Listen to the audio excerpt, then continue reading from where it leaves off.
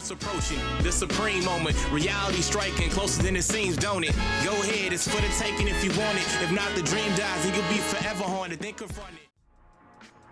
What's good? We're going to test out another unit that you really don't hear about too much lately. This is the Dabura unit, free-to-play extreme intelligence type. Now, for those that aren't aware, this unit actually falls into the sibling spawn category. So now that this guy falls into a category that has a much greater boost than the previous like Majin boost Saga or extreme type or even intelligence type team setups. Let's see how this guy actually does. Now, he is, again, a free-to-play unit that's available in the Baba shop for exchange with the incredible gems. So again, this is the 100% potential for the free-to-play extreme intelligence Dabura unit. Leader skill is intelligence type, Ki +3, HP attack and defense increases 70%. The super attack is going to cause supreme damage to enemy. The passive skill will provide intelligence type +2 Ki, great chance of attack and defense increase of 30%. In terms of links, he's got brutal beatdown, that's 10% to attack. Loyalty is Ki +1.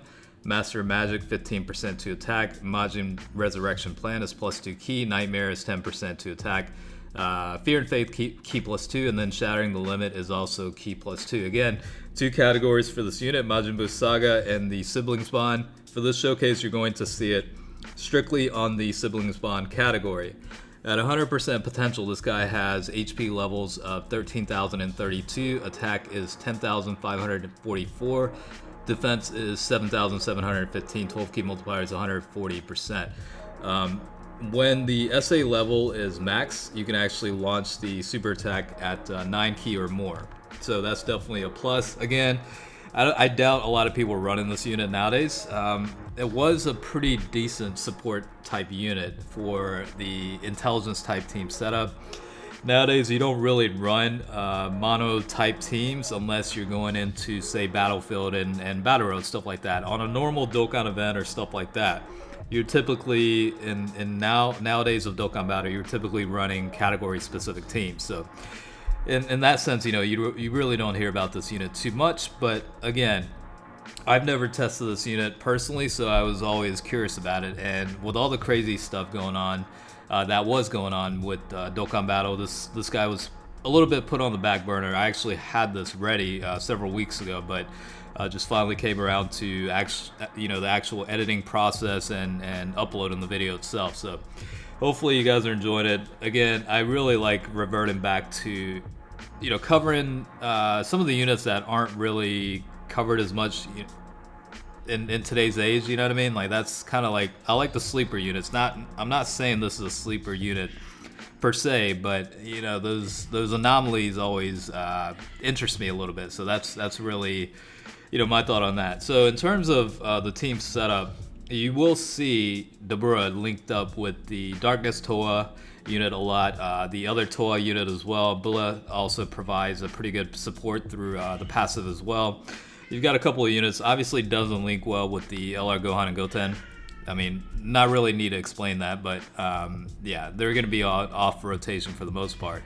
The Super Saiyan 2 Team Gohan's also pretty decent, just because of the passive, and at least these two guys share the Shattering the Limit link skill. So outside of that, I mean, I don't know, the judgment with this unit, I think it's okay, especially given that he finally gets into a decent stat boosting category. Again, like I said earlier, 120% was the highest stat boosting team that he was able to fall on.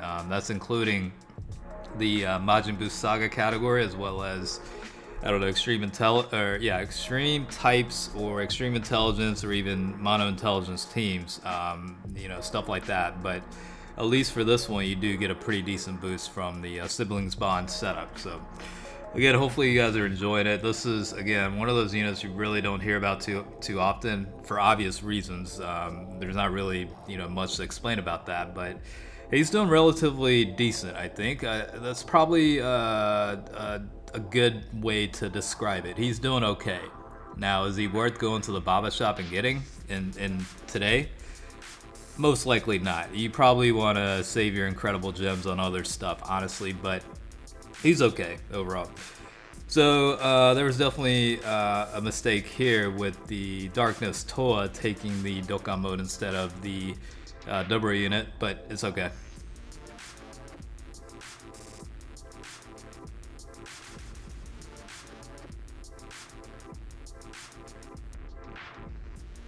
So on a good rotation, about 600,000 in attack stats, you know, getting the boost from the supporting units on the rotation. So the attack stats will certainly be a lot less had there not been any support. So again, on a typical run, you're probably not going to see consistently 600k in attack stats throughout.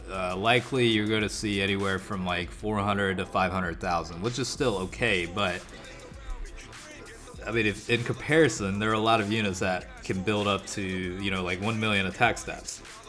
And some of those are free-to-play units. So, again, there's definitely a lot of limitations with this guy in today's age. But, you know, from a purely testing standpoint, he's doing okay.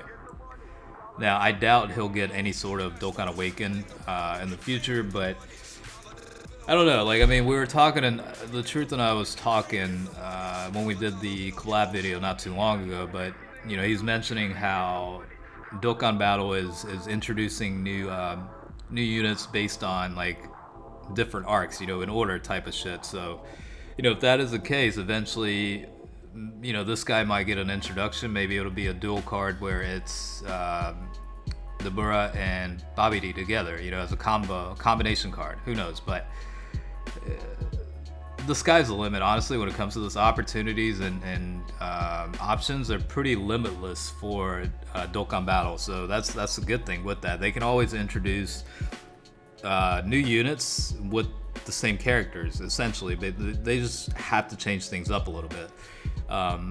Now, it'd be great if they introduced more different, unique units that aren't existent in the game right now. That would actually provide a lot of options, you know, like, there's so many other characters in the Dragon Ball universe that have yet to be introduced, and you know, it'd be pretty nice to be able to see that. But it all depends on the lifetime of the game itself, I guess. You know, you can only introduce a certain amount of cards throughout the year. You got to maintain some sort of schedule, so it is a little bit difficult to kind of manage, you know, the timeline of when to introduce units, but I'm sure a lot of you guys have units that you would want to see in the game, so we'll see how things go moving forward. Hopefully they, you know, have their head in the right place and you know, release good units. Like, we're finally getting a Piccolo unit with the Kami fused version during the Android of Cell Saga, so you know, it'd be pretty nice to be able to see that. I'm pretty excited about that. Honestly, if I'm being 100%, I'm most excited about the LR First Form Cell, which is going to be the next Prime Battle LR unit, free-to-play version. So that's something I'm very excited about. I've been waiting for a very good First Form Cell unit to be introduced, so it's about time, I think. But yeah, back to the Dabura unit. He's doing relatively well, given we do have to recognize that he is getting a lot of support. So, you know, getting so much in support from other units in the rotation and hitting for about, you know, 600,000 attack stats roughly, that, you know, let's go ahead and say he's decent at best. Certainly wouldn't recommend you go out of your way to 100% potential of the unit right now. There's plenty of better options, you know, as of right now, so it's certainly not recommended, but you know, we'll see. Maybe they'll introduce new categories where he gets some sort of boost. I don't know, you know what I mean? Like, we'll have to see what happens with that, but in the meantime, he's an okay unit. He is at least free to play. He does cost a pretty decent amount of money. So I actually said earlier that it was based on the incredible gems. Now that I think about it, I think it's based off of Baba points. So just want to make that correction, because I just thought of that just now. But anyways, yeah, this is the 100% potential for the Extreme Intelligence free-to-play Dabura unit. So hopefully you enjoyed the showcase. As always, thanks for watching, and I'll catch you guys later. All right, peace out.